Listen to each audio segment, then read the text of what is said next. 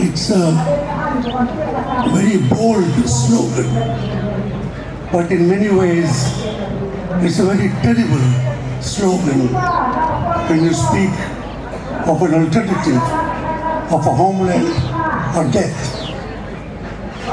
It's an extreme case. So I would like to begin my 10 minutes by saying, long live the cookies people.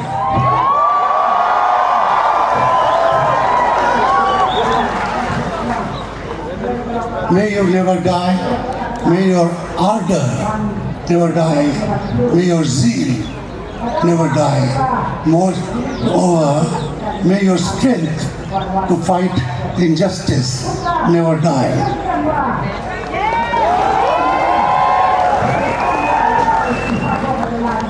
I am a journalist, a writer for 54 years. There are not many of you who are as old I am in journalism itself.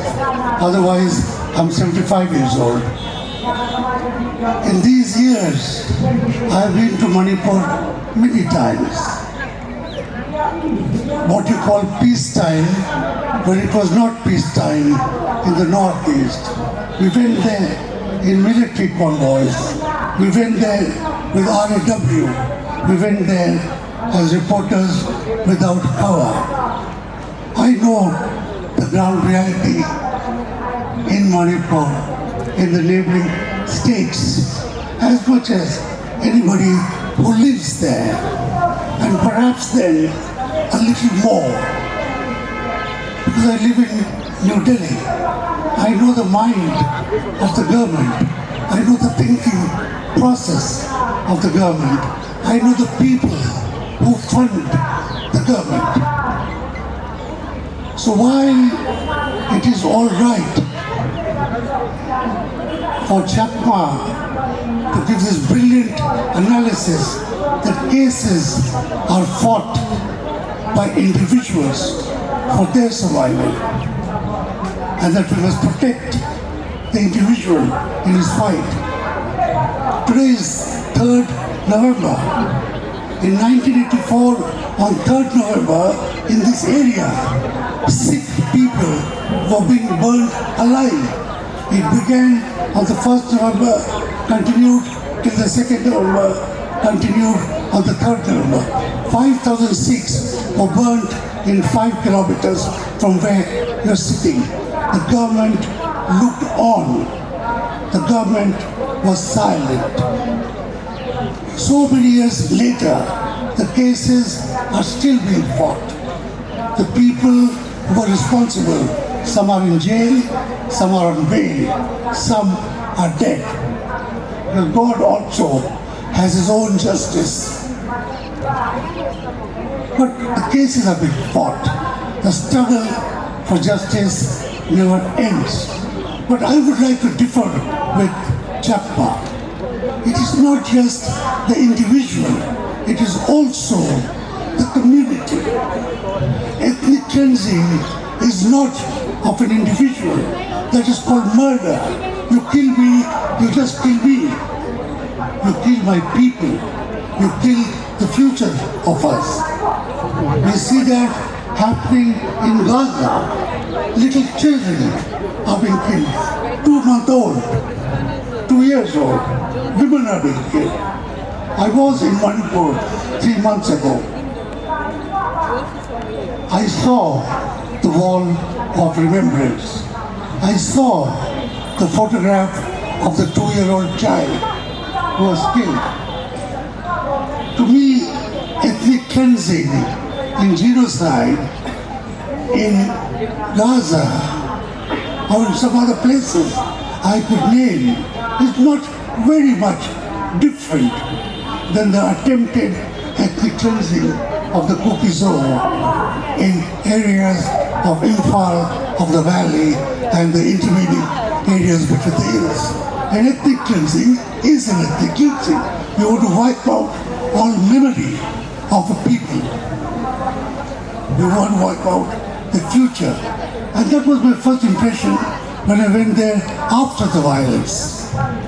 that the Kukizo are being denied a human identity. The very basic humanity is being attacked, is being stolen, I should say. You go to the Maiti. I went and met the State Human Rights Commission former chairman. We met all sorts of people in Imphal. They are not calling you Kukizo. They are not calling you human beings. The phrase they use is a narco-terrorist. Kukizo, narco-terrorist, foreigner. You have been denied your Indian passport. You have been denied your statehood. You have been denied the traditional hold on your land. You're just now a product, a political product that has been tossed about.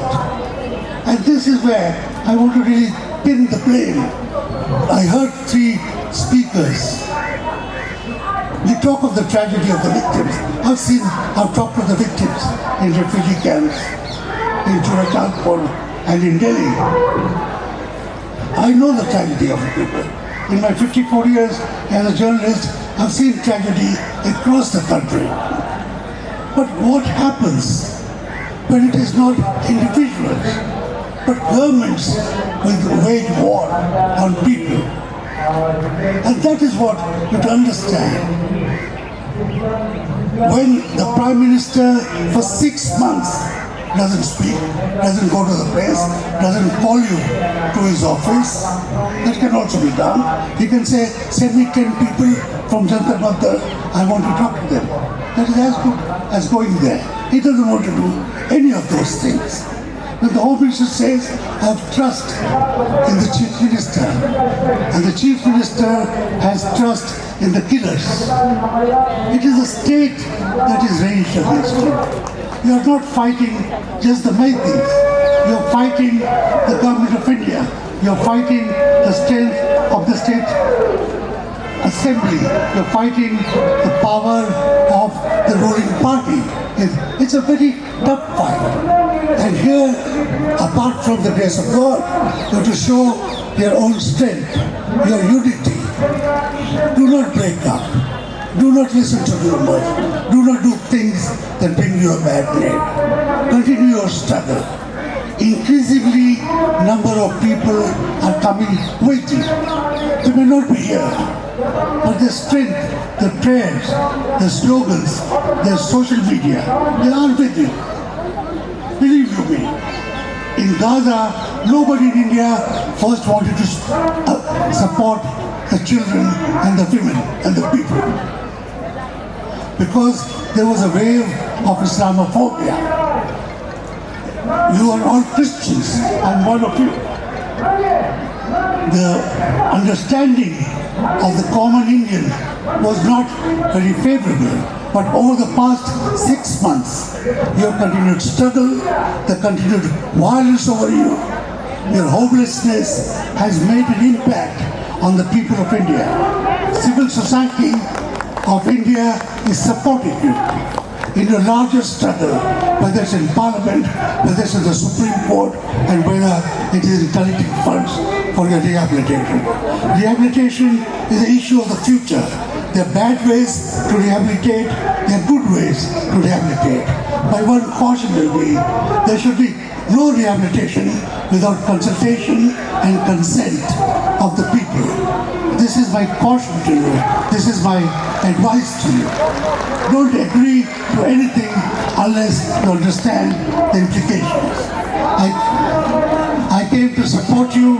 Let me again close with my opening slogan: long live the Kukizoid.